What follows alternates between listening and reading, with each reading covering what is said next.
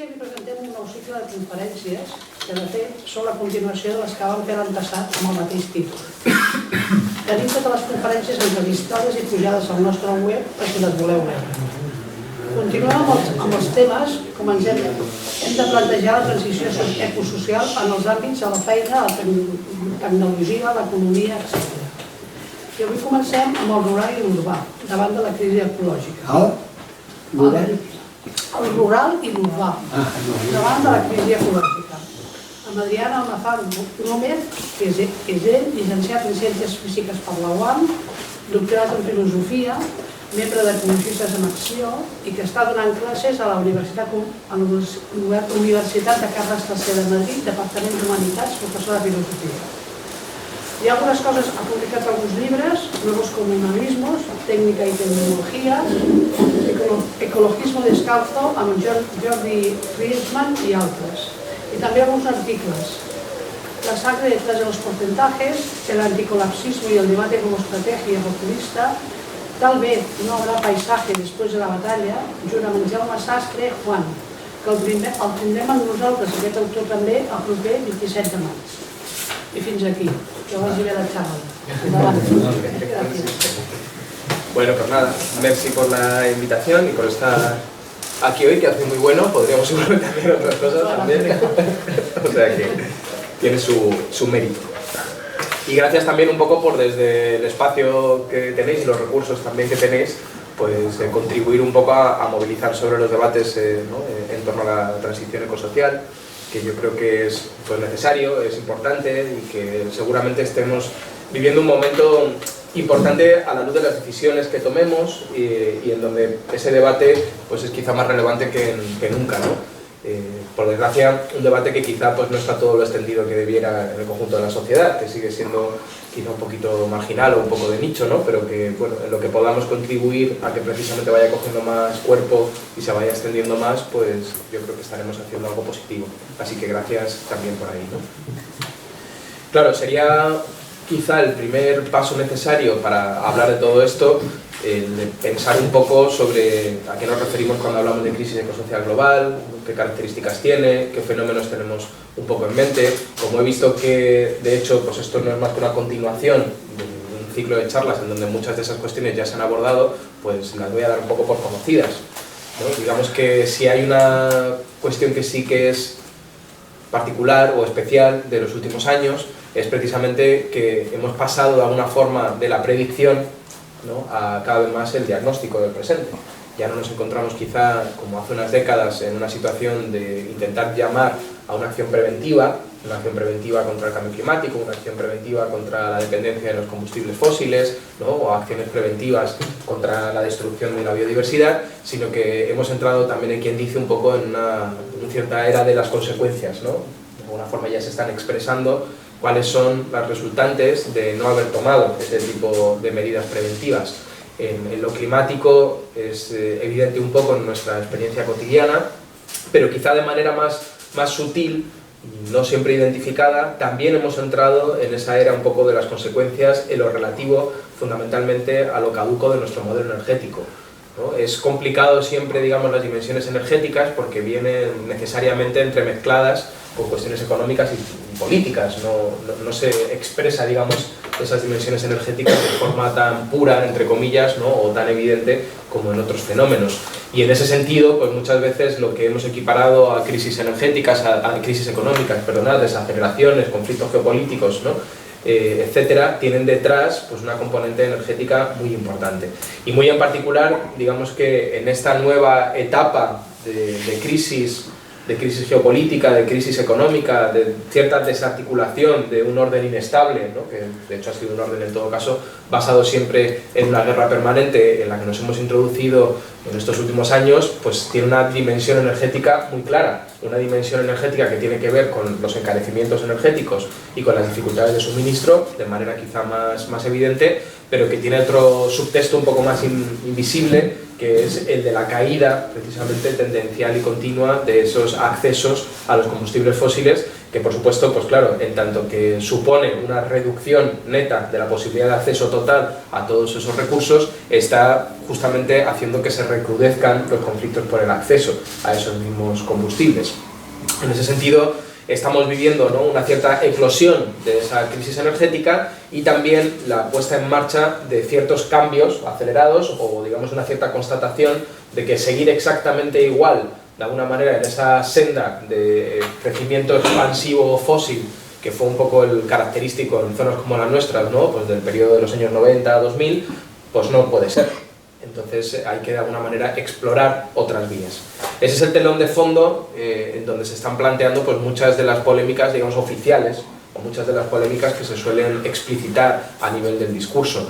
Y, digamos, esas controversias que fundamentalmente se centran en una supuesta acción climática, ¿no?, en una supuesta transformación o puesta en marcha de medidas relativamente contundentes, relativamente rápidas, para poder mitigar justamente los efectos del cambio climático, están cargadas de muchos problemas y de muchos sesgos y de muchos a prioris, ¿no?, y de muchas estrecheces también en el diagnóstico y consecuentemente, por supuesto, también en las respuestas. Y es que, por un lado, la mayoría de las personas que en el debate público están intentando incidir en la dirección justamente de tomar medidas para atajar o reducir o evitar los peores efectos del cambio climático, justamente están aquejados normalmente de un cierto dogmatismo climático, de una cierta estrechez de miras climática, en donde los problemas ecosociales se reducen, ¿no?, solamente de manera artificial a ese problema clima. Y por tanto también todas las soluciones se miden de manera también estrecha y reductiva, ¿no?, en términos únicamente de reducción de gases de efecto invernadero, ¿vale? Claro, funcionar así, sin decir que esté injustificado o que no sea una necesidad clara la de reducir los gases de efecto invernadero, mete una enorme distorsión en el análisis del presente y en las medidas que se puedan plantear, porque al final, digamos, a toda costa se plantea una reducción un poco en abstracto que es incapaz en la mayoría de los casos de poner en cuestión en realidad la raíz de los mismos fenómenos que son fundamentalmente responsables de esa explosión de emisiones y de esa dependencia energética, ¿no? Porque digamos que la componente un poco del capitalismo verde climático es que es posible continuar adelante con el mismo modelo de gestión, ¿no?, basado fundamentalmente en la instancia estatal y seguir adelante con un cierto crecimiento, siempre y cuando se pongan en marcha procesos de modernización, ¿no?, transformaciones de las matrices productivas, grandes reconversiones industriales, que se recogen normalmente en el lema de lo verde y lo digital y que han tenido como instrumento económico y, digamos, pues condición de posibilidad fundamental esos fondos Next Generation European Union, ¿no?, que han profundizado, claro, evidentemente, o no tan evidente porque ha sido una dificultad precisamente el verlo de esa forma, en las mismas lógicas de gobernanza neoliberal, en las mismas lógicas de endeudamiento, en muchos de los problemas que colectivos como el vuestro creo que llevan mucho tiempo trabajando, ¿no?, y tematizando. No creo yo que hayamos vivido en lo fundamental un gran cambio de rumbo. Y sin embargo, pues en el seno de las posiciones, podríamos llamar en un sentido amplio de izquierda, pues eso sí que ha sido un discurso muy presente, ¿no? ¿Hay cosas que están cambiando? Sí, eso también sería una tontería decir que no es así, ¿no? Es evidente que, por ejemplo, pues quizá nos encontremos ante un cierto agotamiento de la estructuración actual del mercado eléctrico, eso es posible que cambie, ¿no? Es verdad que puntualmente puede haber habido un pequeño mayor espacio, digamos, para las medidas sociales, ¿no? Pero no ha habido un cambio de rumbo, yo creo, un cambio estructural en donde se haya planteado algo así como una alternativa no neoliberal, por ejemplo, ¿no?, en la gestión económica. No ha habido una alternativa tampoco de reorganización social y, por supuesto, no ha habido en ningún momento una puesta en cuestión de la única prioridad, ¿no?, que sigue siendo la del crecimiento económico. Entonces, ¿qué ocurre? Que al final, digamos que se está poniendo en marcha todo un aparataje conceptual, ¿no?, que es muy peligroso porque, asumiendo en realidad la no puesta en cuestión de todos esos elementos estructurales en lo económico y lo institucional y reduciendo, si queréis, solamente al factor climático, ¿no?, las prioridades y las vías de transformación ecosocial, pues están dando lugar a nociones como retardismo climático, por ejemplo, ¿no?, que quizá lo habréis visto en los periódicos, habréis visto que es un término que se está utilizando y se está utilizando cada vez más, ¿no?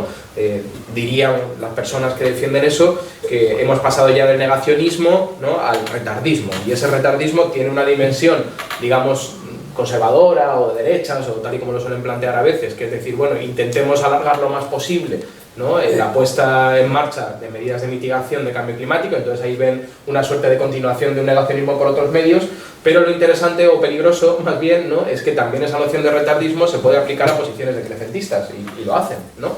Diciendo fundamentalmente que si se es demasiado maximalista, ¿no? Si se es demasiado exigente, si se es demasiado crítico con la dirección y la forma que debe tomar esa transición ecosocial, se está contribuyendo inconscientemente o de manera inocente, ¿no? Peligrosamente, también a no tomar las medidas contundentes que sí se deberían tomar, que en concreto en nuestro contexto actual, ¿no? Tiene que ver fundamentalmente con un modelo de expansión masiva, ¿no? De renovables industriales de alta tecnología en modelos macro.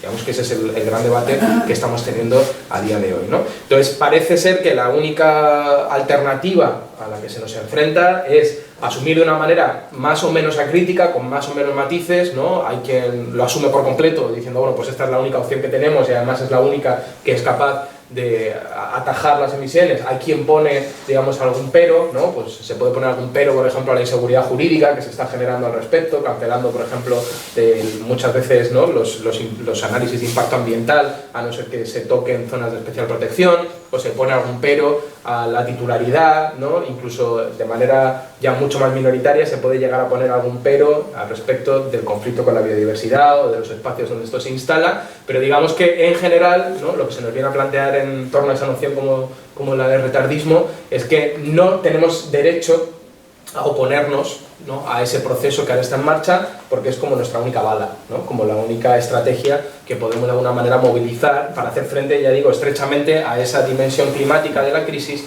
y en el mismo marco institucional y económico. Bueno, yo personalmente veo que esa es una posición muy problemática.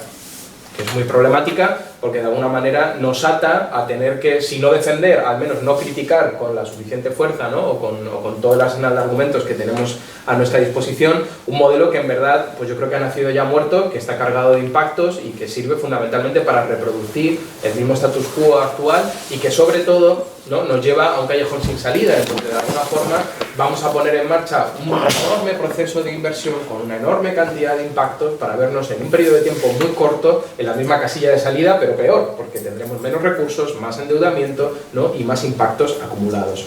De hecho, cabría preguntarse si los retardistas de alguna forma no serían ellos, ¿no? Pero retardistas, claro, no de esa transición a la energía renovable, ¿no? Tomada, digamos, como la única equivalente a una acción ecosocial, sino retardistas de un cambio de modelo en casi todos los ámbitos, ¿no? Retardistas de una reestructuración social más amplia, ¿no? Retardistas de una reducción de consumo, ¿no? Retardistas de una nueva lógica económica, retardistas de una transformación institucional y muy en particular, y en eso me centraré a partir de ahora, ¿no? También, no sé si retardistas o directamente negadores de la enorme urgencia y necesidad de repensar en profundidad la estructuración, ¿no? de las relaciones que existen entre el campo y la ciudad y en general un poco la reestructuración territorial, ¿no? En un espacio como la península ibérica, pero en muchos otros, ¿no? En todos estos debates ecosociales es curioso que está relativamente ausente una reflexión tanto en clave genealógica como actual, como energética, como política, ¿no? Como económica, de precisamente cuáles son ese marco de relaciones campo-ciudad en el que de alguna manera se ha sustentado el despliegue, ¿no? De esta sociedad industrial fósil que ahora encontramos tan problemática y que muchos encontraban problemática incluso antes de que naciera, ¿no? Y también de las posibles vías de salida que podamos dibujar o las posibles estrategias que de alguna manera podamos bosquejar hoy, ¿no? Sintéticamente, porque tampoco podemos hacer ahora una historia muy larga a este respecto, ¿no? Yo creo que será más o menos evidente y difícil de negar que el sostenimiento precisamente y la expansión de este capitalismo industrial, de este modelo, ¿no? Modernizador en un territorio como la península ibérica, se ha fundamentado en una desigualdad territorial estructural, ¿no? Y eso pues ha tenido expresiones muy diversas, ¿no? Ha tenido un montón de políticas sistemáticamente dirigidas al vaciamiento de los territorios rurales, un montón de impactos repartidos de manera muy desigual, por ejemplo el modelo de los embalses, ¿no? O todo lo que tiene que ver con la instalación de las centrales de producción energética, y en particular las nucleares, el problema de los modelos de residuos, etcétera. Un gran sostén, ¿no? Que ha sido enormemente impactante y que a día de hoy es enormemente problemático, que es la transición desde la agricultura de subsistencia a la agricultura industrializada, ¿no? Que a día de hoy pues está tensionando tanto ecológicamente como también económicamente y socialmente esos territorios, ¿no? Porque la maquinización y el combo de, bueno, pues todo lo que tiene que ver con el PAC de la Revolución Verde, pues está redundando en reducción de la biodiversidad, ¿no? Y en aumento de la desertificación de esos territorios, pero es que además el modelo laboral cada vez más maquinizado, centralizado y a día de hoy incluso ya, ¿no? Empresarizado, en donde las pequeñas explotaciones van desapareciendo y en los últimos censos agrarios lo que vamos viendo es una tendencia justamente, ¿no? a la construcción de monopolios, ¿no? Internacionalizados, también está fragilizando económicamente mucho unos territorios que no han encontrado mucha alternativa. Eso, digamos, del lado del campo, ¿no? Y eso sirviendo de alguna forma para sostener un modelo urbano que sigue siendo expansivo, que ha tomado, digamos, como eje director la especulación urbanística, fundamentalmente, y que está caracterizado de manera estructural por una enorme insostenibilidad que es también muy evidente, ¿no? O sea, tenemos un espacio muy grande con una enorme cantidad de gente cuya capacidad productiva de sostenimiento de la vida es muy baja, si no nula.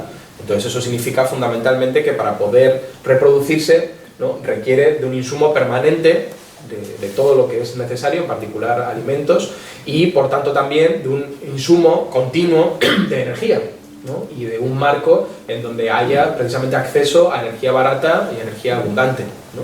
Ese ha sido, digamos, el modelo que ha articulado esta enorme expansión urbana, el milagro económico español, ¿no? Y lo que tiene que ver justamente con la reestructuración económica que hemos vivido en las últimas décadas, ¿no?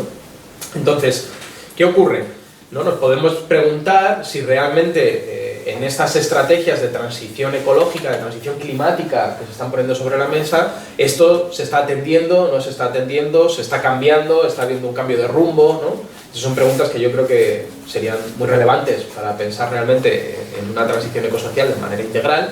Y yo creo que la respuesta más evidente es que no se está teniendo en cuenta, o si se está teniendo en cuenta es para seguir reproduciendo, digamos, más o menos el mismo tipo de relación y el mismo tipo de desigualdad estructural y de insostenibilidad esencial, ¿no? De ese tipo de relación territorial.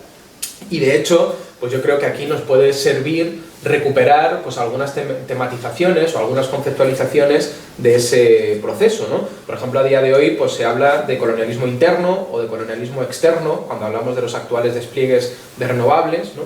Y bueno, yo creo que eso es algo que tiene sentido pensarlo en esos términos, ¿no? En el ámbito, por ejemplo, alemán, pues se ha forjado una noción que a mí me parece bastante fértil, que es la de modo de vida imperial, ¿no? De alguna manera para definir cómo lo que ha sido la configuración de los estados de bienestar, ¿no? Y de un cierto estándar de consumo a lo largo del siglo XX ha tenido un precio oculto, si se quiere, que es ese impacto colonial y neocolonial, ¿no? Que ha garantizado el acceso a recursos baratos, ¿no? Y que ha garantizado también, a partir sobre todo de los momentos de desestructuración económica neoliberal, ¿no? El acceso a mercancías baratas en base a justamente de alguna manera el no pagar lo que sería lo justo justamente a los recursos, ¿no? De los territorios donde se extrae y a muchas de las manos de obras que son, bueno, pues fundamentales para todo ese tipo de producción de mercancías y sostenimiento de la vida, ¿no? Entonces existe una dimensión colonial externa de alguna forma en el mantenimiento de esos modos de vida que a día de hoy, ¿no? En este tipo de transiciones que fundamentalmente descansan en sustituciones tecnológicas, ¿no? Muy elaboradas, se sigue reproduciendo. Se sigue reproduciendo en términos de extracción de materias primas raras, se sigue reproduciendo en el hecho básico y a veces no muy aproximado, ¿no? Que es que básicamente a día de hoy esas macroinstalaciones de renovables son extensiones de las fósiles, ¿no? O sea, son dependientes de los combustibles fósiles para su producción y mantenimiento y no sustituyen realmente prácticamente nada, sino que se vienen a sumar justamente a esa necesidad de energía ampliada, ¿no? Incluso algunos casos ya dramáticos, que es la madera de balsa, por ejemplo, para los aerogeneradores, ¿no? Y el impacto en el Amazonas, ¿no? Bueno, hay casuísticas, digamos, puntuales, ¿no? más determinadas, que si pensamos en materias primas raras, en madera, ¿no? En el problema del cobre, en el litio para la cuestión de las baterías, etcétera, pues vamos a redibujar o reencontrar todo el mapa del extractivismo colonial a nivel mundial, con nuevos sitios calientes, ¿no? Pues ahora será en Bolivia el litio y no será quizá tanto el petróleo en otros territorios, ¿no? Pero también yo creo que nos da una clave de ciertos colonialismos interiores, ¿no? Si a día de hoy, digamos, pues por ejemplo, pues ha habido un sacrificio de muchos espacios, pues ¿para qué? Pues para los monocultivos, ¿no? De árboles o para justamente la instalación de toda esa red de presas, Ahora lo que se plantea o lo que se pone sobre la mesa es de nuevo, de alguna forma, atender a un criterio exclusivamente, si se quiere, económico y que se aproveche justamente de ese desequilibrio estructural previo para dibujar un nuevo mapa de instalación de todas esas infraestructuras energéticas, ¿no? Que por qué se condensan fundamentalmente en los espacios rurales, en muchos espacios aislados, etcétera. Pues no por una especie de análisis, digamos, o ordenación que diga que son las más adecuadas, ¿no? Porque digamos que cualquier análisis medianamente intuitivo diría que lo más adecuado seguramente son las zonas propiamente urbanas, las que ya están degradadas, ¿no? Zonas que pudieran ya estar industrializadas, que claramente es donde menos conflicto va a haber, ¿no? No, el criterio fundamentalmente es donde haya más vulnerabilidad, donde haya más despoblación, donde el terreno sea más barato, ¿no? Donde haya más facilidad justamente para imponer un modelo que además es un modelo que incluye el mantenimiento de los mismos oligopolios, ¿no? Y esto también es curioso cómo desde los años 60 hasta ahora, ¿no? La aproximación y la comprensión que podemos tener de lo que sean las energías renovables ha cambiado tanto. Porque, no sé, pues uno lee un dossier del viejo topo, ¿no? O uno lee los dosieres de bicicleta, ¿no? O de ajo blanco, o donde sea, ¿no? Y cuando se hablaba de energías renovables, ¿por qué se hablaba de energías renovables? Hombre, sí, había una crítica a los combustibles fósiles, pero fundamentalmente lo que había era un modelo político a defender, ¿no? Un modelo de autonomía, un modelo redistribuido, un modelo democrático, ¿no? La posibilidad, de alguna manera, de generar soberanía energética real, ¿no? De desbancar esos oligopolios, de desmercantilizar la energía. Esa era la apuesta fundamental de las energías renovables, ¿no? Ahora las energías renovables, que son simplemente vías de descarbonización, en donde ningún otro elemento va a ser importante, en donde da igual la escala, da igual la titularidad, ¿no? Da igual los impactos en el territorio, da igual que haya una colisión con la biodiversidad. Es un retroceso político muy importante el que estamos viviendo en ese sentido, ¿no? Hasta el punto de que justamente en este marco de crítica al retardismo, ¿no? Se dice que, bueno, pues es lo que hay, ¿no? Que si tienen que ser los mismos que ya se han enriquecido con las energías fósiles y que se han enriquecido también de esa desigualdad, los que ahora se vuelvan a enriquecer para poder descarbonizar, pues que es la única opción que tenemos, ¿no? Y encima todo esto hecho en base a un nivel de subvención obsceno, ¿no? Un nivel de subvención que es un nivel de endeudamiento y que por tanto nos va a volver como un boomerang y ya sabemos de qué forma, ¿no? Con esas políticas llamadas de austeridad, ¿no? Es verdad que hay cambios importantes, ¿no? Y es que digamos que en esta cuestión de la energía y de estos desequilibrios rurales urbanos sí que estamos viendo cómo cada vez más se está descentrando la posición que puede, bueno, tener un Estado como el Estado español en el conjunto del sistema mundo, ¿no?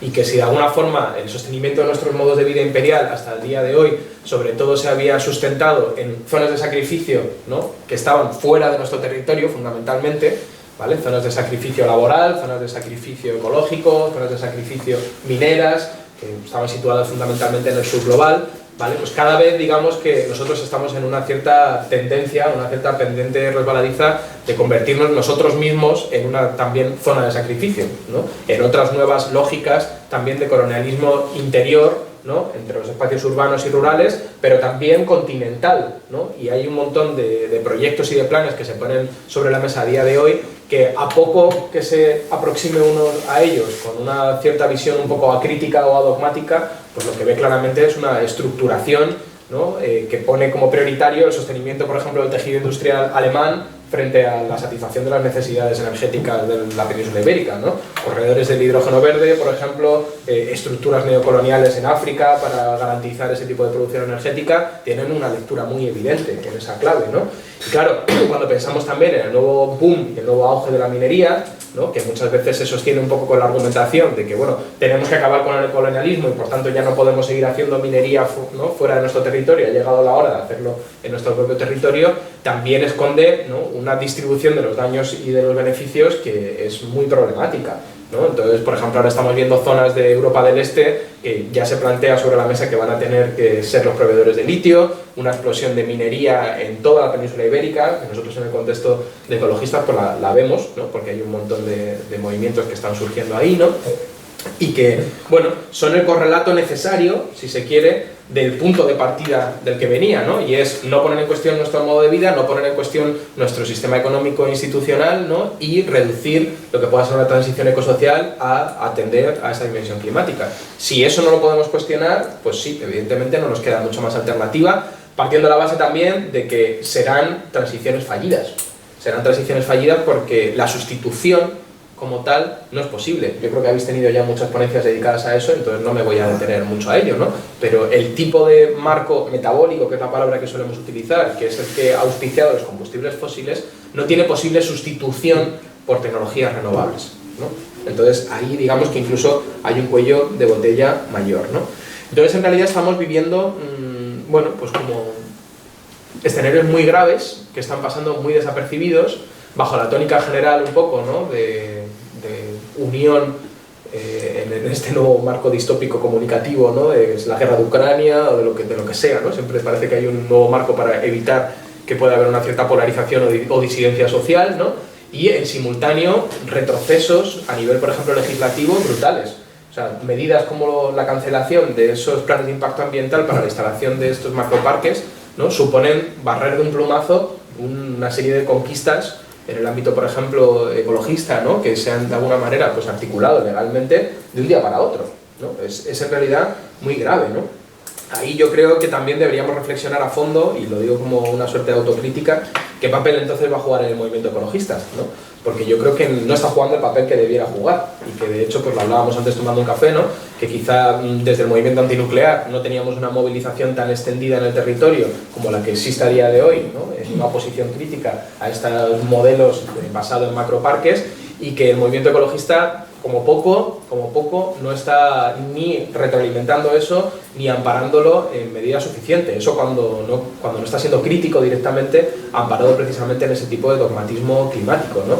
Entonces yo creo que cuando seguramente tendríamos la responsabilidad, y yo particularmente la asumo o me siento ahí, de constituir un polo muy crítico con ese tipo de transición, mostrando todas sus dificultades, mostrando todos sus déficits, no lo estamos haciendo, instaurando un poco, situándonos en muchas ocasiones como una especie de punto medio de gestor, ¿no? Que creo que no nos corresponde, porque yo no soy un gestor del Ministerio de Transición Ecológica. Si lo fuera seguramente ganaría mucho más dinero de lo que gano ahora, ¿no?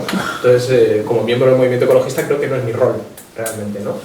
Y eso no significa negar la necesidad de una descarbonización, pero claro, es que lo que no se puede es como comprar esa visión que hace equivaler descarbonización únicamente a ese tipo de procesos, ¿no? Descarbonizar, y con eso voy entrando ya en el fin de lo que os quería contar, claro, tiene que ver fundamentalmente y prioritariamente con reducir, en primer lugar, la producción y el consumo de energía.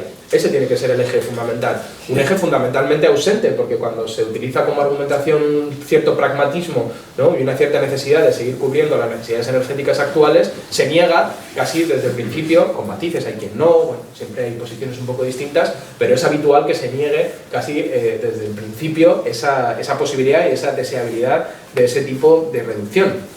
Por otro lado, defender el territorio también tendría que ser nuestra principal, si se quiere, prioridad, porque de alguna manera en esa defensa de la biodiversidad, en esa posibilidad de una regeneración de la vida, se cifra gran parte del éxito de cualquier transición ecosocial sensata, ¿no? Que tiene que atender a nuestra ecodependencia y a la gravedad precisamente de esa degradación de la vida, ¿no?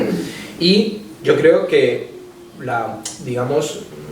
el concepto, ¿no? o el espacio político que tendría que ser central, ¿no? O la noción política que tendría que ser central, no es tanto la de ese tipo de transiciones tecnológicas, sino la de modo de vida. O sea, la prioridad fundamentalmente tendría que ser la de poner en cuestión nuestros modos de vida, ¿no? Caminar por transformar esos modos de vida, transformar institucional y políticamente la manera en la que estamos articulando nuestros modos de vida. Y ahí es donde yo creo que está el potencial de, bueno, la idea de decrecimiento en la que venimos trabajando, ¿no? El decrecimiento no puede ser solamente hacer una transición tecnológica, ¿no? Y el decrecimiento a día de hoy pues es una noción en disputa. Por ejemplo, acabo de publicar un articulillo en el último número del Viejo Topo, ¿no? Y ahí me pidieron que hiciera como una especie de cartografía, no me posiciono yo mucho, realmente hago como una cartografía, ¿no? Y es muy evidente que no hablamos de lo mismo ni siquiera cuando hablamos de decrecimiento, muchas personas, ¿no? Porque no es lo mismo entender por decrecimiento, ¿no? Una suerte de mejor gestión, casi en un mismo marco de una escasez, ¿no? Que tomar, digamos, el decrecimiento por el lado que tiene de transformación radical de los modos de vida y ya no resignarse a la reducción de nuestro acceso a energía y materiales, sino hacer, digamos, de esa reducción de energía y materiales el punto de partida o la condición de posibilidad de una transformación social y una reestructuración de las relaciones económicas y vitales, ¿no? claro, nos pone en un horizonte mucho más exigente a nivel político y nos deja quizá también con muchas más dudas estratégicas, ¿no? y hacia dónde o por dónde deberíamos caminar, ¿no? Entonces, yo en lo personal, como creo que es importante que transitemos, nunca mejor dicho, desde la noción un poco abstracta de decrecimiento, ¿no? hacia los caminos que de alguna manera nos pueden llevar ahí, pues he estado trabajando bastante en esa dirección. Hemos hecho bastante trabajo durante los últimos años centrado en el mundo laboral, ¿no? Pensando un poco en cuál es la estructuración en sectores a día de hoy de pues nuestra economía y nuestro modo de vida y por dónde podríamos transitar. Lo hicimos primero a nivel del Estado español pensando justamente en reducción de emisiones, lo ampliamos en cuestiones de energía y hemos establecido una línea de colaboración ya con sindicatos en el País Vasco, ¿no? Hemos publicado un informe con ELA, vamos a poner en marcha un trabajo con LAB, en donde ellos quieren precisamente saber de alguna forma qué sectores están heridos de muerte, ¿no? Asumir que muchos de ellos no van a poder de alguna manera salvarse, digamos, ¿no? O continuar tal y como existen y ver dónde pueden estar las prioridades para tomar iniciativa, no verse atrapados un poco en la disyuntiva de defender modelos muertos, ¿no? O quedar fuera de juego políticamente, ¿no? Entonces ahí, por ejemplo, es donde estamos viendo que hay mucho potencial de crecimiento, ¿no? Y un espacio muy prioritario que se podría dar, por ejemplo, a sectores como el forestal o el agroecológico. Claro, ¿qué diferencia hay en aproximarse a nuestros espacios rurales como almacenes de residuos, ¿no? Almacenes de infraestructuras energéticas y a lo sumo, como mucho, residencia para clases medias acomodadas que teletrabajan, que es un poco más o menos el modelo ese acompañado del turismo rural que se empieza a dibujar para el mundo, para los espacios no urbanos, que aproximarse ahí justamente como un espacio de posibilidad, precisamente una reestructuración económica, ¿no? Que tendría que ser prioritario, en donde seguramente también muchos más recursos tendrían que dirigirse a poder garantizar el acceso a la vivienda, mejorar también todas esas viviendas ahí, ¿no? Pues es un cambio de orientación muy importante, ¿no? Y en particular también hemos trabajado en un libro que hemos estado pues, con él casi un año, que hemos escrito a medias como algunos de esos otros trabajos con Luis González Reyes, que se va a llamar De crecimiento, del qué al cómo, que se va a publicar en Icaria en primavera, en donde hemos recuperado tanto todo ese diagnóstico un poco en el que venís trabajando, que como ya sabéis también está en un contexto polémico ahora, el diagnóstico es algo también sobre lo que podríamos hablar, ¿no? Pero cómo urgente es que pongamos en marcha esas transiciones o no, qué vectores de esa crisis son los más prioritarios o no, ¿no? Qué margen de acción tenemos, hemos intentado actualizar todo eso. Hemos recuperado ese trabajo por sectores, ¿no? Analizándolos y viendo alternativas de reorganización sectorial, y hemos hecho también un debate en clave estratégica, ¿no? De hecho, ese debate en clave estratégica es el que también se recoge en el último libro que hemos publicado, que se llama Nuevos Comunalismos, una hipótesis política para el decrecimiento, en donde también se intenta ver un poco qué vías es las que se pueden transitar para transformar este modelo y dónde de alguna manera tiene que estar el peso de esa agencia, ¿no? Entonces, esa idea de defender los comunes y transformar y construir nuevos comunes nos parece que es bastante fructífera, ¿no? En esas dinámicas de comunalización o comunización pensamos que puede haber una alternativa para al menos poner en marcha un proceso de transformación, ¿no? Un proceso alternativo, ¿no? Un proceso que de alguna manera nos abra otra senda distinta a la actual, porque de alguna manera en la continuación del compromiso con el crecimiento económico, en ese reduccionismo climático, ¿no? Y en ese acriticismo con las estructuras institucionales y económicas actuales, pues estamos jugando un juego muy peligroso, ¿no? Porque de hecho, si el movimiento ecologista acaba equiparándose, ¿no? O acaba siendo percibido socialmente como un garante o como un legitimador de ese tipo de estrategias que van a redundar en empobrecimiento, que no van a poder garantizar las necesidades de la gente y que van a tener esa dimensión colonial, hemos fracasado de antemano, y luego nos sorprenderemos cuando la gente abrace posturas autoritarias, ¿no? Cuando la gente empiece a pensar la escasez en clave, por ejemplo, migratoria o racial, ¿no? Luego nos sorprenderemos cuando tengamos cierta imposibilidad para mostrarnos como una suerte de alternativa emancipadora, ¿no? Pues no será sorprendente, ¿no? De ahí la necesidad precisamente, yo creo, y la dificultad que estamos atravesando por no hacerlo, de poder instituirnos o no, de la responsabilidad que no estamos asumiendo de instituirnos como un polo crítico.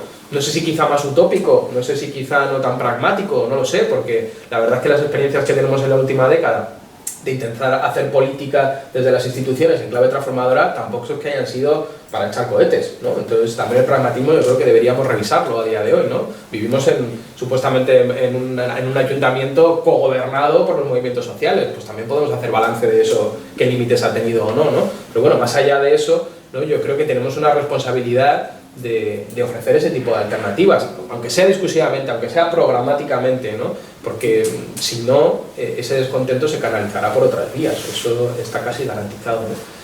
Entonces, bueno, ahí yo creo que replantear ese reequilibrio es especialmente importante, ese equilibrio urbano-rural, que nos lleva, digamos, a la dificultad muy importante de poner muy en cuestión, o profundamente en cuestión, el tipo de modo de vida urbano en el que nos hemos socializado fundamentalmente y al que estamos acostumbrados, ¿no? Y ahí hay muchas políticas y actuaciones que serían importantes, ¿no?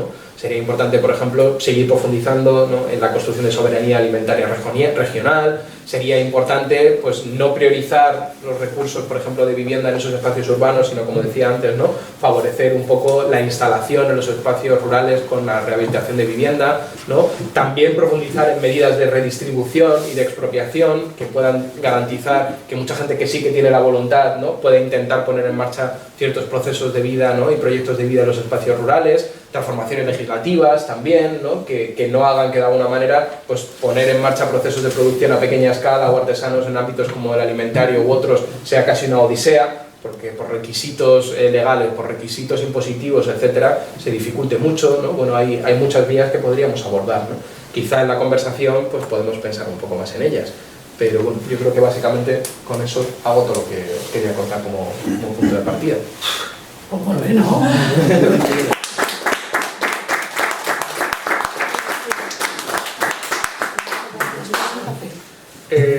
Bueno, pero uno muy corto. Pero descafeinado, No, brasileño, americano, normal, un manchado. manchado de Es que van en cápsula, están marcados ya. Ah, sí. que leche cortada, café solo. Es como si fuera un cortado, o sea, como un con leche, pero con muy poco café. Muy bien. Leche de vaca De vaca, por favor. Puedo bajar mi voz porque sí, soy mejor.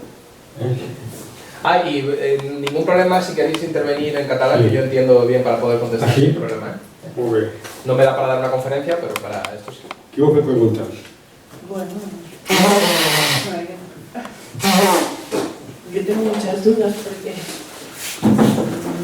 a ver, una de las preguntas que quería hacer es la transformación legislativa que hablabas ahora últimamente. Es como imposible. O sea, yo veo que estamos metidos dentro de una especie de mare magnum en el cual es difícil en este momento cambiar las políticas y poder cambiar esa transformación legislativa. ¿Por dónde hemos de empezar? O sea, el movimiento ecologista yo lo veo ya como un poco residual, porque se van aprobando cosas y en función de políticas económicas que van en contra.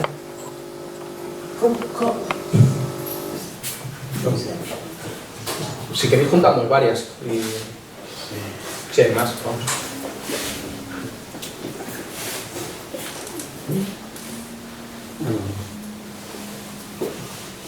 Bueno, pues contesta este. Una cosa que me quedó en el medio, que creo que por ahí, de lo que tú decías, deducido, que por ahí igual nos falta enfrentar el debate de qué hablamos cuando hablamos de crecimiento, ¿no? Me ha pasado varias veces internamente entre nosotros que hablamos de crecimiento y no es lo mismo lo que me responde una persona que lo que pienso yo o que responde otra.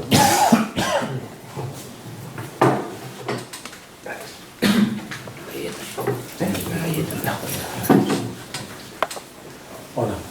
En ese reequilibrio entre la ciudad y el campo, ¿podrías concretar iniciativas claras? Es decir, en lugar de esta generalización, ¿qué cosas en concreto se podrían hacer? Vale, con eso está bien. No, yo creo que con eso está bien. Luego continuamos, si va a ser mucho. Empezando por el principio, ¿no? No, por el entre medias, que yo creo que me sirve, ¿no? Evidentemente yo creo que cuando estamos hablando de crecimiento sí está pasando que estamos hablando de cosas distintas. Muchas personas, y eso es normal, y quizás hasta buena señal, ¿no? Porque significa que hay suficiente gente hablando de la cuestión como para que pueda haber cierta polisemia, ¿no? Una de las, digamos, versiones que se está haciendo más hegemónica al respecto del decrecimiento es equiparar decrecimiento con el nuevo horizonte metabólico en el que nos vamos a encontrar, ¿no? O sea, quien dice el decrecimiento es inevitable, por ejemplo, ¿no? Que hay gente que lo puede plantear de esa forma, yo creo que lo que está diciendo simplemente es que es inevitable que vivamos con menos acceso a energía y materiales, ¿vale? Pero eso, digamos, políticamente no nos dice casi nada. O sea, es decir, que con menos acceso a energía y materiales nos podemos organizar de millones de maneras distintas a nivel político y económico. Por tanto, usar la palabra de crecimiento de esa forma para mí es peligroso, ¿no? Luego podríamos encontrar, digamos, a los que compatibilizan este tipo de estrategias de modernización verde con el decrecimiento como una suerte de escenario de llegada, ¿no? Entonces ahí digamos que decrecimiento se equipara muchas veces a economía de estado estacionario, ¿no? O sea, un capitalismo industrial de alguna manera sostenible y una institucionalidad fundamentalmente basada en el Estado también, ¿no? Es otra visión del decrecimiento, que es la que está ahí, por ejemplo, pues cuando el populismo verde dice que el Green New Deal es una vía para llegar al decrecimiento, claro, pues está pensando al final en ese escenario de llegada, ¿no? El tipo, digamos, de decrecimiento en el que yo pienso y otros estamos pensando, claro, utiliza decrecimiento no tanto como una especie de término metabólico, aunque por supuesto sí, incluye, digamos, esa reducción de energía y materiales y la degradación de la biosfera, que es quizá todavía más importante, sino como un proyecto político en positivo, ¿no? Como una propuesta política justamente en donde el centro de cómo abordamos esa reducción metabólica tiene que ver en lo económico con una relocalización, ahora voy a entrar en más detalles sobre eso, ¿no? Una relocalización productiva con un gran centro que es la producción de alimentos, por un lado, ¿no? Y una relocalización también a nivel democrático, que tiene que ver con intentar aumentar precisamente la capacidad de incidencia, ¿no? Y de gestión-autogestión de cada vez más ámbitos de la vida, ¿no? Por ejemplo, en este ámbito de la recomunalización hay a día de hoy pues una serie de propuestas muy interesantes de cómo nos relacionamos precisamente con los servicios estatales públicos, ¿no? Porque hemos estado durante décadas un poco atrapados en la dicotomía privatización o defensa de los servicios públicos en gestión estatal, ¿no? Aquí se está abriendo una tercera vía que podríamos llamar un poco la de la cogestión o la de la recuperación, ¿no? La de una transformación a la vez cuantitativa y cualitativa, en donde no sea solamente defender tal y como existe, sino que de alguna manera pueda haber justamente una democratización de esos servicios y una mayor capacidad de incidencia, ¿no? Si vamos a las iniciativas o a las propuestas concretas, en esos informes y en esas aproximaciones, vías de reequilibrio pasan primero por un reequilibrio también económico, ¿no? Entonces ahí, por ejemplo, todo lo que tiene que ver con las iniciativas de producción agroecológica juega un papel muy importante. Cooperativas de producción agroecológica que son capaces de, en la medida de lo posible y con ciertas trabas, ¿no? Fijar población y reestructurar, digamos, de manera natural y no de manera impuesta, digamos, pues cierta capacidad, ¿no? Ciertos grupos de población que podrían querer estar ahí, ¿no? Priorizar también, por ejemplo, la rehabilitación de vivienda en los espacios rurales. Despenalizar la ocupación, por ejemplo, es uno de los elementos que también nos parece muy importante, ¿no? Y hemos vivido, por ejemplo, en el caso de Fraguas, que es como muy simbólico, porque una propuesta de gente que voluntariamente, de hecho, quiere rehabilitar un espacio rural, darle una dimensión productiva, reivindicar y criticar ese vaciamiento del territorio, pues es penado de manera brutal, ¿no? Brutal. De hecho, pues nosotros hemos hecho un libro colectivo ahí un poco para ayudarles a pagar su multa y tal, y es alucinante cómo van a tener que o entrar en la cárcel o pagar más de 100.000 euros de multa y en cualquiera de los dos casos, ¿no? Echar abajo todo el trabajo que han puesto en marcha para reproducir, ¿no? y construir precisamente ese pueblo, ¿no? En el ámbito de la energética, la producción distribuida y la autoproducción también tiene como un potencial muy importante para favorecer la fijación de población, ¿no? Y también para generar un cierto tejido económico en esos espacios, ¿no? Eso tiene un cierto acople también legislativo que a veces no sería tan difícil y que en países relativamente cercanos y no tan distintos como el nuestro, como Francia, pues existe, ¿no? Por ejemplo, en un modelo como el francés, que como ha tenido un oligopolio fundamentalmente nuclear y no tanto urbanístico, pues ha habido menos tensión sobre el acceso a la tierra, existe una cosa como un banco público de tierras, ¿vale? Y un marco legislativo que no permite el cambio de uso del suelo. Entonces, si yo soy un agricultor y cultivo y tengo un terreno, ¿vale? Yo no soy de alguna manera libre, entre comillas, de hacer lo que quiera con ese terreno, ¿no? No puedo venderlo a alguien que no vaya a hacer producción también agrícola en ese terreno. Claro, eso corta de raíz toda la especulación urbanística que hemos vivido aquí, ¿no? Entonces solo te permite o transmitirlo en forma de herencia o venderlo a otro productor o productora, y si no eres capaz o no quieres hacer eso, hay una reabsorción de ese terreno al banco de tierras que es una de las instituciones más potentes y más financiadas del país, en donde uno tiene acceso también después a solicitar ese tipo de tierras, ¿no? Eso cambia la dinámica de acceso a la tierra brutal. Claro. Eso, digamos, es más desde el Estado, ¿no? Pero dinámicas también de recuperación de tierras podría ser otra vía. Luego, legislaciones que sean sensibles a la escala, por ejemplo, que eso ya se ha hecho, por ejemplo, en Extremadura ha habido ya una transformación legislativa en ese sentido, ¿no? Pues no es lo mismo, digamos, en un barco como el francés o ahora también en Extremadura, que yo produzca jabones en una pequeña cooperativa, ¿vale? O que sea Procter & Gamble. O sea, es decir, no tengo los mismos requisitos sanitarios, de instalaciones, ¿no? Etcétera, etcétera. Hay una graduación, digamos, en lo que se requiere para poder hacerlo, porque si no te encuentras en situaciones, yo tenía unos amigos que fundaron una cooperativa de producción de jabones, ¿vale? Que funcionaba, que tenía una red, ¿no? Que tenía los recursos para poder hacerlo, etcétera, pero que se arriesgaban todo el tiempo a que les multaran, ¿no? De manera brutal, porque no cumplían los requisitos, digamos, técnicos para poner en marcha ese tipo de transformaciones, ¿no? Claro, eso le ocurre también a unos amigos cabreros que han decidido irse a un pueblo y hacer una cooperativa de producción de leche, de queso y de carne, que no cumplen los estándares sanitarios que son los aplicables a las grandes empresas, ¿no? Claro. Entonces, ¿qué pasa? Pues que al final es mucho más sencillo, pues, por ejemplo, para los oligopolios porcinos, que a día de hoy están inundando todo de macrogranjas, el ajustarse a esa legislación que para los pequeños proyectos agroecológicos, ¿no? Hemos hecho un informe, que lo hemos llamado Alternativas Ecosociales frente al colapso también, viendo un poco también ejemplos concretos en lo urbano y en lo rural de ese tipo de transformaciones. Los modelos de cooperativa de vivienda en derecho de uso son muy interesantes, ¿no? Porque también son un vector que puede llegar potencialmente a favorecer o a facilitar esa instalación de la gente en los espacios rurales, ¿no? Ahora, no nos engañemos, es un proceso enormemente dificultoso. O sea, no es que nosotros estemos diciendo que esto es como muy sencillo ni nada así, ¿no? Es dificultoso en dos sentidos. Por un lado, porque de alguna manera es el espacio urbano el que sigue acumulando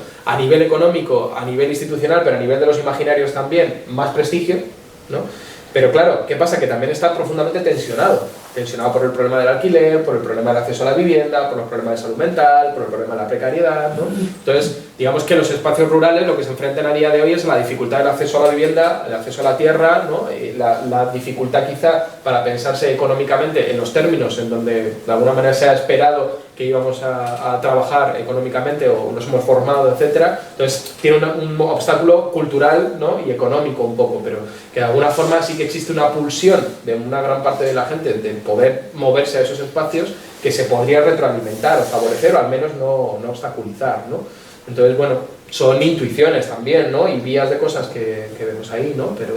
Pero hay muchas cosas que sí se podrían hacer, ¿no?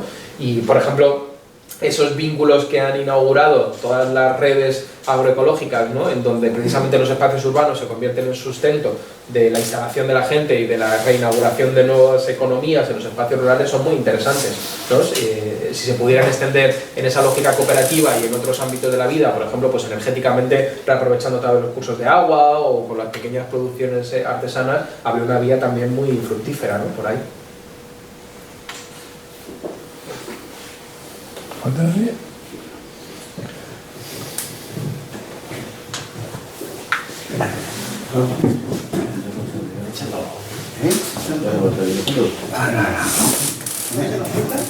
Sí. Bé, la meva pregunta seria, tot això que estem parlant, és possible aquest canvi dintre del món liberal?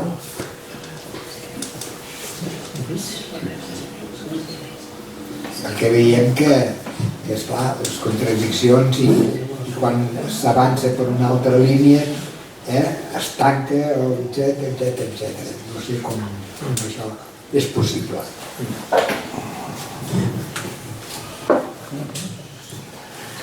Un tema polémico es que en los últimos 100 años ha habido un crecimiento de 7.000 millones de la población.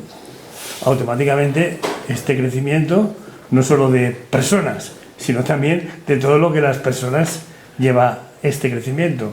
Más comida, más consumo, más energía, más... ¿Qué solución hay para esto?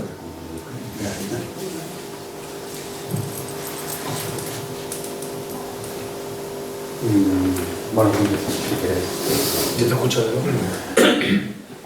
Bueno, hablando de los conceptos que decías que había varios varias visiones sobre el decrecimiento, era simplemente el hecho de crecer materialmente sin una propuesta política detrás, etc. Hace tiempo que me hago dos preguntas. Primero, pienso que el decrecimiento es un camino, desde mi punto de vista, hacia algo, y en este caso las jornadas son de transición ecosocial. Llevo tiempo preguntándome por qué se usa indistintamente pasar lo mismo con el decrecimiento, los términos ecosocialismo y ecologismo social. Para mí no tienen nada que ver y en algunos casos se usan desde mi punto de vista con propiedad, pero en la mayoría de ellos no, y tienen significados totalmente opuestos, para empezar en el papel del Estado en ello. Bueno, con todo lo que puede conllevar de ideología detrás. Me lo encuentro en artículos, títulos del libro, en todos lados, y creo que la raíz es totalmente distinta y beben de idearios que no tienen nada que ver el uno con el otro. En este caso ni tan siquiera confundimos el término, no es decrecimiento interpretado de distintas formas, sino que son distintos términos. Y en segundo lugar, volviendo a lo que decías del ecologismo, al tiempo creo que lo hablamos muchas personas, que yo tengo la sensación que el ecologismo ha perdido su razón de ser, la línea, la capacidad de cambio de análisis tiene más como prioridad el tema ecológico por encima del resto, y no sé si la solución está más bien, hace tiempo que lo pienso, que lo hablamos en movimientos, ya que hablamos de ecologismo social entendido como tal, en movimientos que creo que la parte más complicada es comprender la parte política organizativa de soberanía, autogestión, justicia. Partiendo de ahí y teniendo unas ideas, unos conceptos, una propuesta en ese sentido, pienso que es más sencillo integrar el condicionante climático, es decir, son ciertos conocimientos, ¿no? Llamémosle científicos, sobre clima y sobre energía y materiales y biodiversidad, integrarlos ahí, porque el debate es un debate que ya lleva no sé, como mínimo desde el siglo pasado con estos nombres. Es algo que está debatido y simplemente se trataría de insertar esos impulsos. Por el otro lado no lo veo tan claro, siempre me he topado con que el ecologismo pues sí que es cierto que años atrás pues pudo tener otra visión, pero está copado simplemente por esta visión únicamente que tiene en cuenta lo ecológico y lo económico, incluso diría, pero no tiene una visión de cómo sería tal sociedad o incluso las diferencias entre las distintas propuestas que se podrían dar ahí dentro, ¿no? De dónde reside la soberanía, qué es esa soberanía, desde dónde se gestiona, etcétera, etcétera. Pues respondiendo un poco, no, claro, a ver, luego volveré a eso, cuando estamos haciendo propuestas que intentan conjugar la cuestión del ecologismo con la transformación social, ¿no? Para mí, desde luego, siempre el punto de partida es una perspectiva anticapitalista, porque si no, digamos, no hay posible vía de solución que para mí a los problemas ecológicos que no sea esa, ¿no?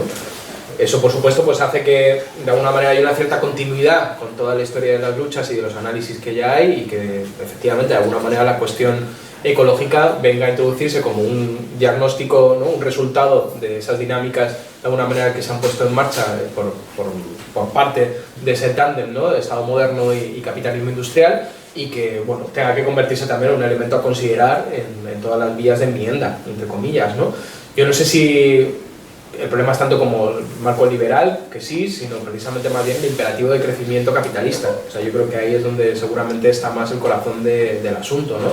Entonces, claro, hablar de decrecimiento significa poner en cuestión eso. Lo que pasa es que eso, como una cuestión abstracta, ¿no? Pues es muy difícil de abordar. O sea, no va a haber día de abolición del crecimiento, ni seguramente un cambio ni legislativo, ni social, ni revolucionario que lo pueda abolir, ¿no? Por eso, cuando estamos hablando de esas dinámicas basadas en esas nociones de comunes, esos procesos de comunalización, digamos que el objetivo es ir desacoplando progresivamente, en la medida de lo que se pueda, justamente la vida de la gente, los modos de vida de la gente, de esos imperativos, ¿no? Si hay más posibilidad de alimentarte, de vestirte, de organizarte, de trabajar, ¿no? Al margen de ese tipo de dinámicas de lucro, pues tendrás por un lado ya efectivamente más desacople y también, ¿no?, una posición mejor para oponerte, ¿no?, y forzar a que muchas de esas cosas desaparezcan, ¿no? Pero evidentemente sí, es un problema que si no se aborda conjuntamente, pues nos lleva a soluciones incompletas, eso está claro, ¿no? Lo que pasa es que, por supuesto, pues es mucho más dificultoso y también menos seguramente sexy, ¿no?, pues plantearse el ecologismo desde esa perspectiva anticapitalista que desde una perspectiva de transformación tecnológica, ¿no? Es lo otro, digamos, que parece más presentable, ¿no? Luego, al respecto de la cuestión de la población, sí, es un debate que es importante y que lo hemos abordado desde el ecologismo, ¿no?, de manera recurrente, y yo sí que creo que es evidente que uno de los objetivos que tiene que ponerse sobre la mesa es el de una reducción de esa población, ¿no? Lo que pasa es que yo creo que la centralidad de la cuestión de la población a veces es como engañosa, porque yo creo que lo que no permite ver es que la instancia central hasta cierto punto que nos permite comprender, ¿no?, los orígenes y los impactos de esos procesos ecosociales es más bien el de la riqueza y el consumo.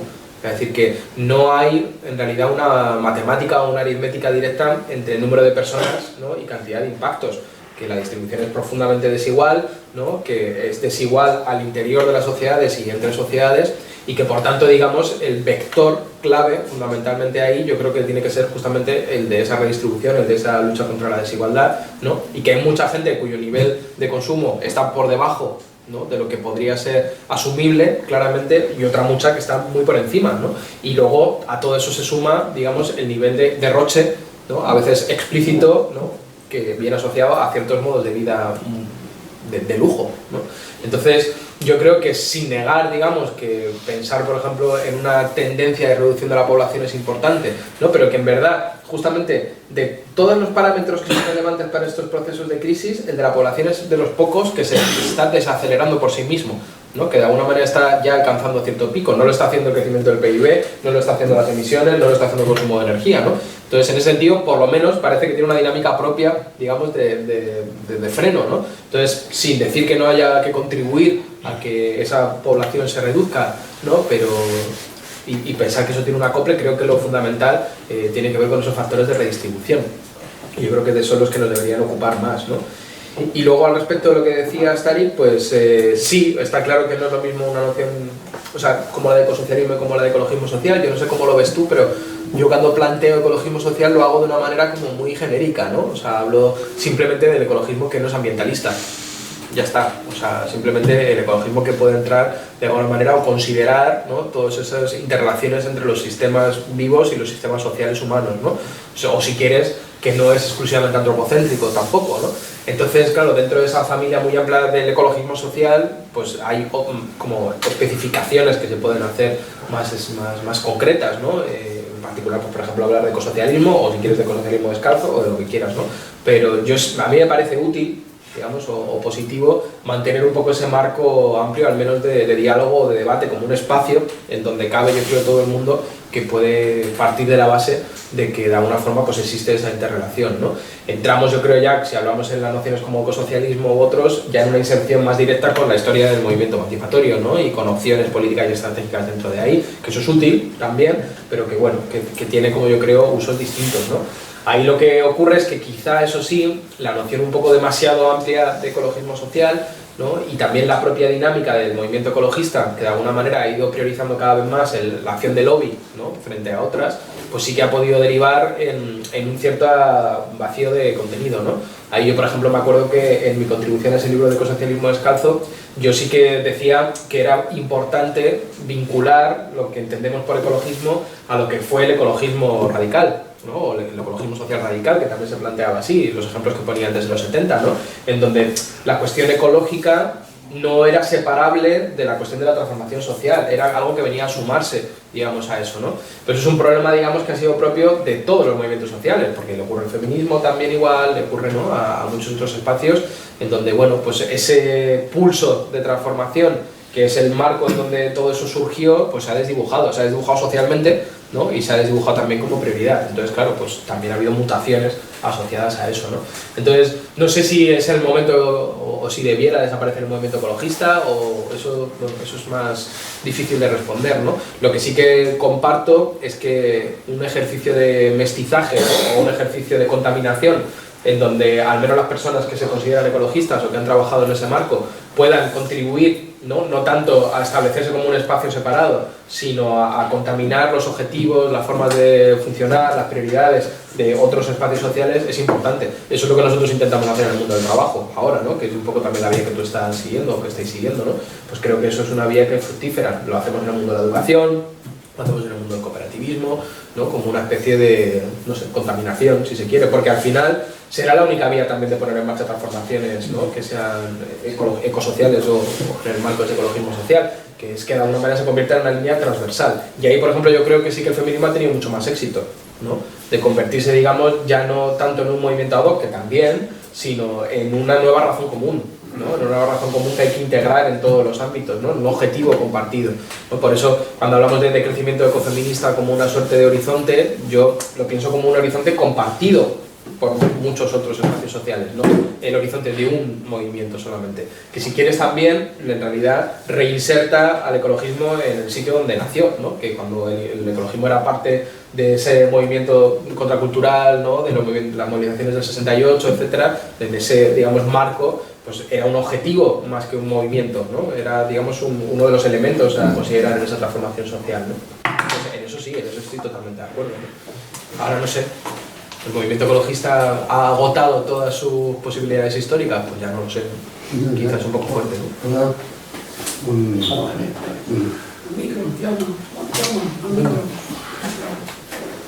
Pero oímos igual, me parece. Sí, bueno, igual. Sí, me refería al... Bueno, da igual,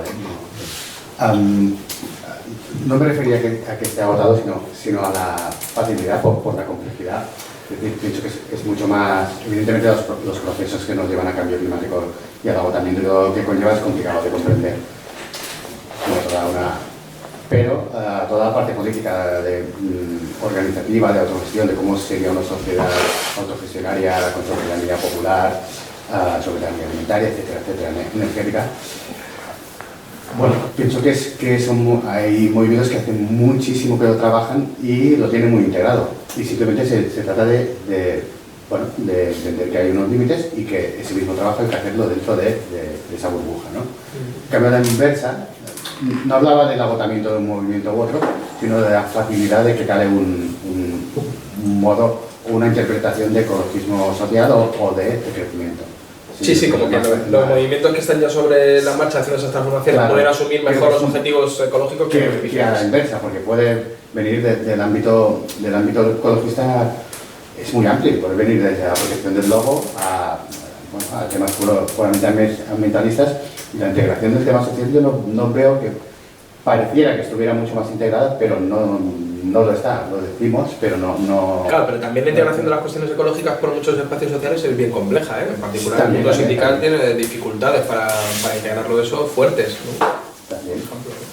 Y por otro lado nos ha venido, por supuesto, porque he dicho título del libro, me refería mucho en general, pero concretamente al título de ese libro, le sigue toda una explicación que además se ha ido dando durante mucho tiempo y está adjetivado, ese ecosocialismo. Entonces, nada que decir, hay un adjetivo detrás y hay toda una explicación que a posteriori del libro se ha ido ampliando y hablando sobre ella. Me refería más en general, ¿no?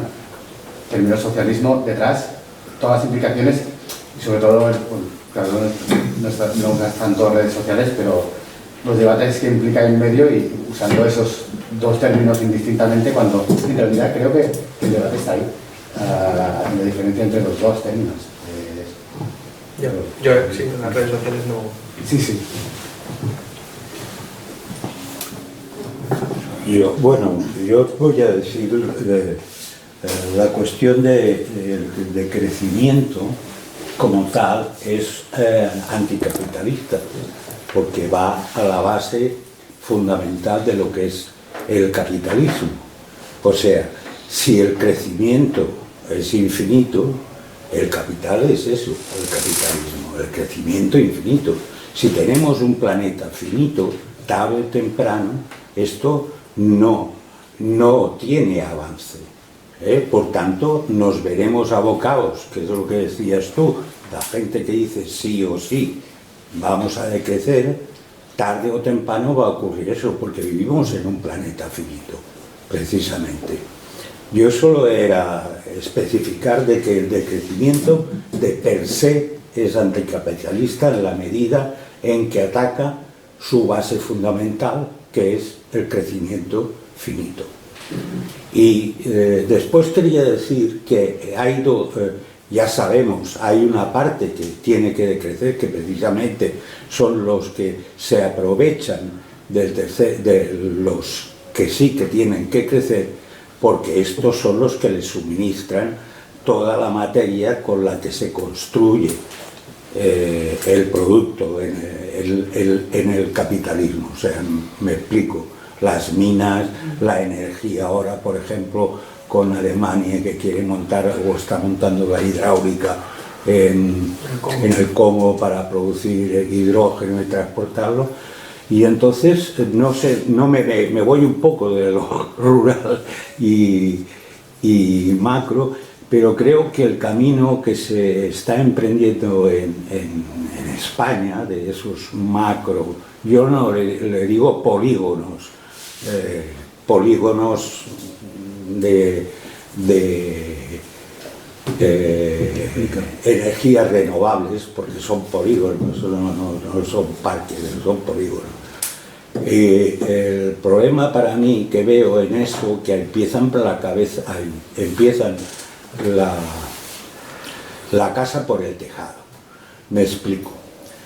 Resulta que la energía renovable se puede producir en ciertos momentos muy elevada y no se ha previsto cómo se almacena. Y lo que entonces se ha de hacer es cerrar y parar esa energía, el vertido a la red, que es una incongruencia. ¿Para qué montar unos molinos de viento que te van a producir energía si previamente no has previsto cómo lo almacenas?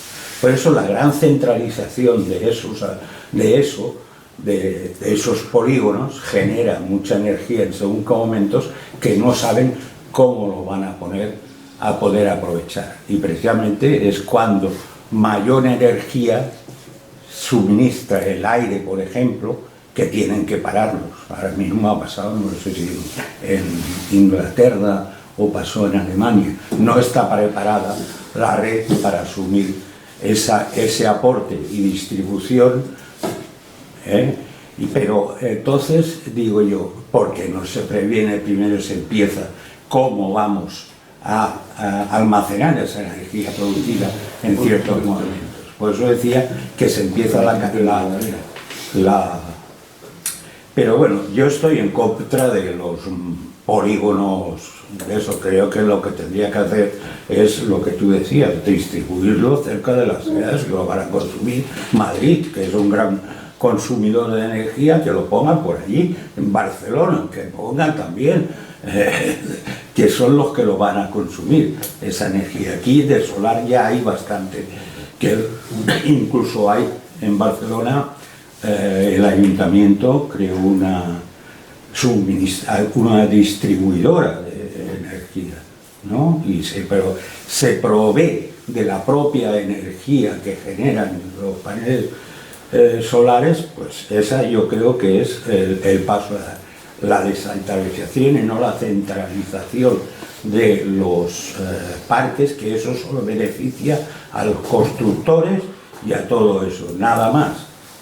Son los beneficiarios. El país no se ve bien porque encima los tienes que cerrar cuando mayor consumo, mayor energía están produciendo.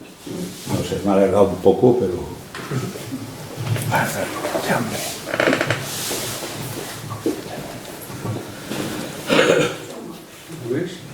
¿Alguna?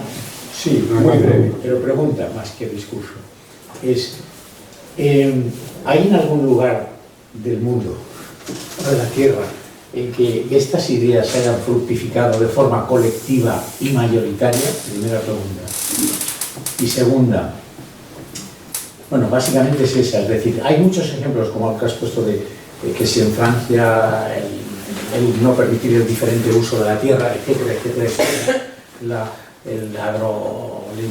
la agricultura ecológica, etcétera. Pero la pregunta es eso, ¿en algún sitio se ha experimentado esa sociedad con esas ideas? Pregunto. ¿Y cuál es el resultado? Pero no de forma parcial, es decir, no hago la pregunta de que en Francia hayan hecho esto o en Extremadura le han hecho lo otro, sino si se ha experimentado de forma global y ha tenido un razonable éxito global en esa zona. Vale, pues respecto a una de las cosas que surgían. Bueno, pues que decrecimiento y anticapitalismo vaya unido, pues yo lo defendería, ¿no? Pero como digo, pues no es así en todas las propuestas que se hacen o no es tan evidente a veces, ¿no? Y sobre todo, yo lo que veo que es más relevante poner sobre la mesa y ser cuidadosos con ello, es que, insisto otra vez, que la reducción de nuestro acceso a energía y materiales, ¿no? Puede derivar de escenarios después de distribución, de producción, de consumo, de gestión totalmente distintos. O sea, es decir, que energía y materiales puede haber muchísimo si se restringe mucho el consumo, ¿no? Si se regionaliza, si se gestiona de formas muy distintas, ¿no? O sea, ahora mismo digamos que para mal o para bien hay una cierta democratización del consumo en algunos espacios del planeta, ¿no? Eso hace, por supuesto, que sí se acople más población e impacto, ¿no? En tanto que el nivel de consumo es alto, pero hay muchos otros donde no. Hay espacios necropolíticos, ¿no? Hay espacios muy desiguales, entonces, claro, puede haber, digamos, una reducción de nuestro acceso a energía y materiales que, sin embargo, no ponga en cuestión la acumulación capitalista para nada, ¿no? Entonces, eso sí que es importante tenerlo en cuenta para ser cuidadosos cuando se dice el decrecimiento es inevitable, ¿no? Porque yo creo que es una frase que puede llegar a ser engañosa, ¿no? Respecto a la cuestión del modelo energético, que es un poco sobre lo que discutías, pues claro, evidentemente está cargado de irracionalidades, porque cuando lo que se prioriza fundamentalmente es poder tener ese acceso centralizado, ¿no? En realidad pues están enfrentándose todavía a un problema sin demasiada solución, y es que sería un poco largo de contar, pero igual ya en otras charlas os lo han contado, no lo sé, pero como digamos de alguna forma, ¿no? Toda la red que está muy interconectada, que tiene muchos nodos, que cada vez se ha interconectado más, de hecho, tiene que mantenerse en una cierta estabilidad, ¿no? A nivel de la tensión que se maneja, pues requiere de un insumo energético controlable, ¿no? Del tipo de centrales, que en particular es el papel que juegan las de ciclo combinado, que tú puedes apagar y encender, es decir, que puedes hacer el aporte justamente que venga a equilibrar y a evitar picos que pueden ser dañinos para todas las instalaciones, ¿no? Las renovables tienen muchas dificultades para hacer eso. La apuesta para de alguna manera limar esa dificultad, yo creo que ha sido la peor de las posibles, porque ha sido aumentar la escala, ¿no? Es decir, pues cuanto más interconectado, cuanto más nodos, cuanto el territorio más amplio, pues más fácil de alguna manera es que compensemos lo que se produce por un lado, por otro, ¿no? Y menos necesidad de almacenamiento, que es el gran reto, porque claro, almacenar significa baterías, significa recursos, etcétera, etcétera, ¿no? ¿Qué ocurre? Pues que claro, hay muchísimas más pérdidas, hay necesidad de inversiones mucho más grandes, ¿no? Hay muchas más dificultades para el control comunitario, etcétera, ¿no? Otra manera de haberse enfrentado a esa, digamos, diferencia o esa estacionalidad de la producción renovable es la contraria, es decir, escalas mucho más pequeñas en donde básicamente lo que se hace es acoplar el consumo a la producción y no la producción al consumo, o sea, no garantizar que puedas consumir todo lo que quieras en todo momento, sino justamente consumir en los momentos en donde se produce, ¿no? y atendiendo justamente a esa dinámica propia, pues, de los ritmos en verdad de producción de la energía renovable, ¿no?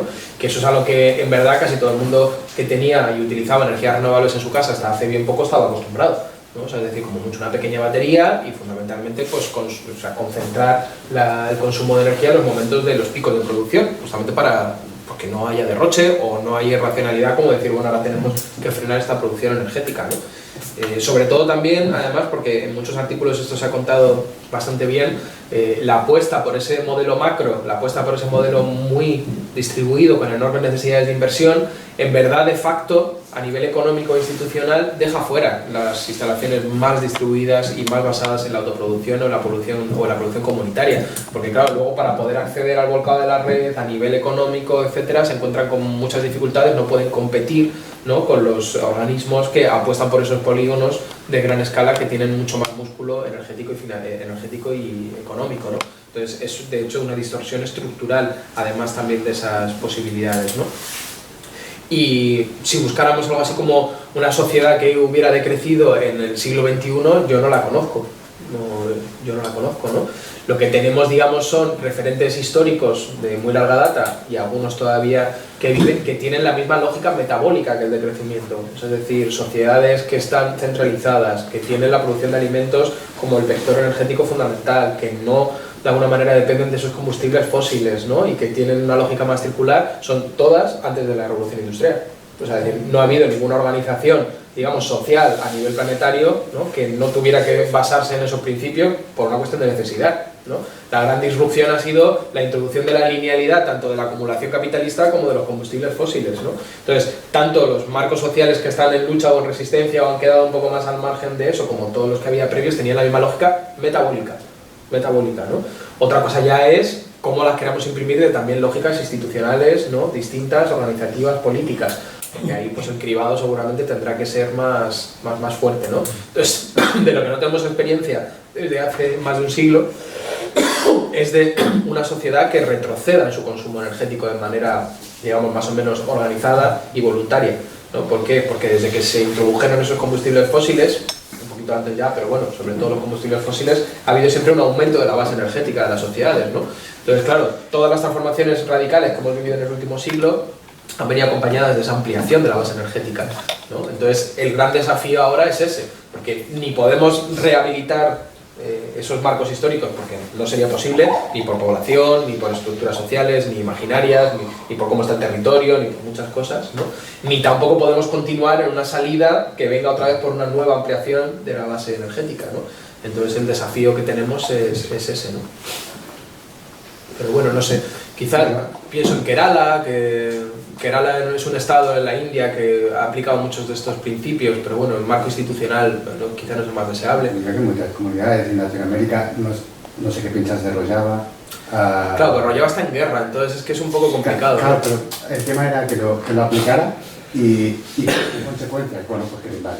Claro. ¿No? Es que no puede ser. Que ocupes un territorio, es igual, lo mismo a pequeña escala, pues en Fraguas, ¿no?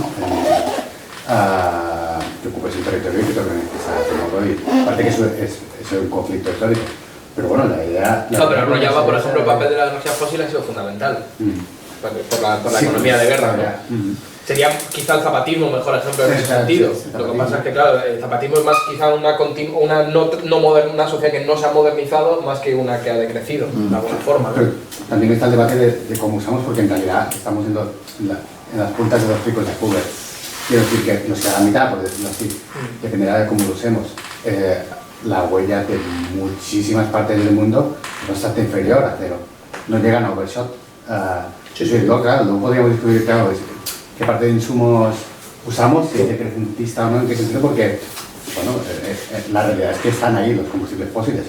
No es que haya que no tocarlos, es como los usamos en parte también, ¿no? Que podría ser, si es evitable, mejor. Un quinto, ¿no? Como mucho era el margen de seguridad que hablábamos hace ya 5 o 6 años, ¿no? O sea, 4/5 partes que queden bajo tierra. Sí, está claro, sí. Lo que pasa es que lo que creo que él, no sé si yo lo he entendido bien, pero él creo que hablaba de un ejemplo más acabado, más voluntario, de una transición que se hubiera dado, ¿no? Yo lo que veo más son espacios que, habiendo quedado al margen de la modernización capitalista, se han organizado políticamente para darles un tamiz institucional positivo. Eso es lo que creo que prevalece más, ¿no? Pero digamos, sociedades que estén en un estadio maduro, ¿no? Pues eso, que tengan ese mismo marco de un estado moderno, de un capitalismo de crecimiento industrializado, que den un paso atrás, yo eso no conozco. Yo no conozco. Porque los países como Suecia, Noruega, que siempre nos miramos a ellos, ¿no han avanzado excesivamente en este sentido o sí? Pues mira, por ejemplo, nosotros vimos una isla en Suecia que habían avanzado bastante en la soberanía energética. Por ejemplo, habían hecho como un mix de producción renovable que les permitía. Pero claro, hay que pensar que mucha de la riqueza de esos países ha venido también por su extracción de combustibles fósiles, ¿no? Por lo menos sí. Y que a día de hoy, por ejemplo, pues mira, en el País Vasco, que es donde yo vivo normalmente, hay una enorme polémica porque la empresa estatal noruega, Statkraft, ¿no?, que ahora quiere justamente cambiar, ¿no?, de las energías fósiles a las renovables, viene a convertirse como en la empresa que quiere hacer las instalaciones de macro renovables aquí. Entonces, claro, esa dinámica colonial pues es problemática siempre, ¿no? Y el crecimiento del PIB que va paralelo al trasvase material del sur global al norte. Es decir, claro. Si instalaron todo eso fue porque lo internalizaron. Claro. Bueno. Sí. En fin, Hombre, yo donde veo mayor potencial para que algo así surja, probablemente políticamente y por cómo están los imaginarios y por la tradición que tienen, cercanos nuestros, o que nos podamos comparar, es en Francia. ¿Es? En Francia. Porque ha habido un diferencial muy importante, que es, no sé si habéis escuchado el movimiento de las zonas a defender, si os suena, Sí. ese movimiento. Eso ha marcado, las ZATs, ¿no? Eso ha marcado mucho políticamente allí. Entonces digamos que el debate está muchísimo más maduro, ¿no? Esa ha sido la cuna también de la agenda de crecimiento en nuestra visión occidental de la misma, ¿no? No que no tuviera otros muchos antecedentes, ¿no? Hay muchísimos más como prototipos, hay como muchísimos más espacios a pequeña escala donde eso se ha puesto en marcha. Hay como un cierto consenso. Yo siempre pongo el ejemplo, la diferencia entre la ZAD de Notre Dame de Nantes y de Land y de Fraguas, ¿no? O sea, aquí que en Fraguas la han asediado, la han vilipendiado, la han echado, ¿no? Y yo cuando vivía en Francia, que justo fue el momento del intento de desalojo de la ZAD, que yo estuve allí, la contraportada de Le Monde defendía la ZAD, ¿no? Eso habla de una correlación, digamos, también política súper distinta, ¿no? Entonces habrá que ver. Pero como a la vez también están en ese proceso ahora de privatización acelerada y de represión y de tal, pues es complicado. Pues justamente se está reprofundizando en esa represión, yo creo, como un frenazo a todo este movimiento social, ¿no?